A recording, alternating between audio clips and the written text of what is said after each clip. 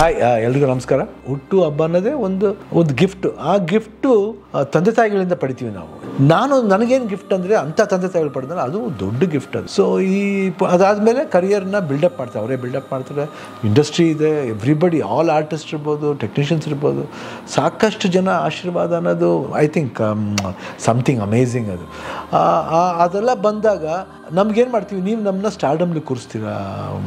ಈ ಬರ್ತ್ಡೇ ಬಂದರೆ ನೀವು ಬಂದು ನಮ್ಮನ್ನ ಒಂದು ಕೇಕ್ ಅಂತ ಕಟ್ ಮಾಡ್ತೀರಾ, ನಮ್ಮ ಮನೆಗೆ ಬರ್ತೀರಾ, ಅಷ್ಟು ಜನ ಬರ್ತೀರಾ, ಫೋಟೋಸ್ ತಗೋತೀರಾ, ಜೊತೇಲಿ ನೀವು ಖರ್ಚು ಮಾಡಿ ನಿಮ್ಮ ಸ್ವಂತ ದುಡ್ಡಿಂದ ಕೇಕ್ ಕೊಡ್ತೀರಾ, ತಿನ್ನಿಸ್ತೀರಾ, ಸಂಭ್ರಮಿಸ್ತೀರಾ.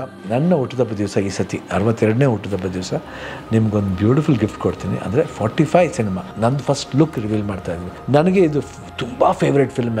ನಿಜವಾಗ್ಲೂ ಇವಾಗಲ್ಲ, ನೀವು ಈ ಗಿಫ್ಟನ್ನ ತಗೋತೀರಾ. ಈ ಗಿಫ್ಟನ್ನ ತಗೊಂಡ್ಮೇಲೆ ಅದಕ್ಕಿಂತ ದೊಡ್ಡ ಗಿಫ್ಟ್ ರಿಲೀಸ್ ಆದಮೇಲೆ ನಿಮಗೆ ಸಿಗುತ್ತೆ. Arjun Janya I think first time ಅವ್ರು ಡೈರೆಕ್ಟ್ರಾಗಿ ಐ ಥಿಂಕ್ ಅದೊಂದು ಗಿಫ್ಟು ನನಗಂತೂ ಭಾಳ ಕುತೂಹಲದಿಂದ ಕಾಯ್ತಾ ಇದ್ದೀನಿ. ಯಾಕಂದರೆ ಆ ಸಿನಿಮಾ ಮಾಡಬೇಕಾದ್ರೆ ಒಂದು ಖುಷಿ ಇತ್ತು. ಯಾಕಂದರೆ ಜೊತೇಲಿ ಇಬ್ಬರು ಬರ್ತಾರೆ, ಒಬ್ಬರು ಉಪೇಂದ್ರ ಬರ್ತಾರೆ, ಒಬ್ಬರು ರಾಜ್ ಬಿ ಶೆಟ್ಟಿ ಬರ್ತಾರೆ.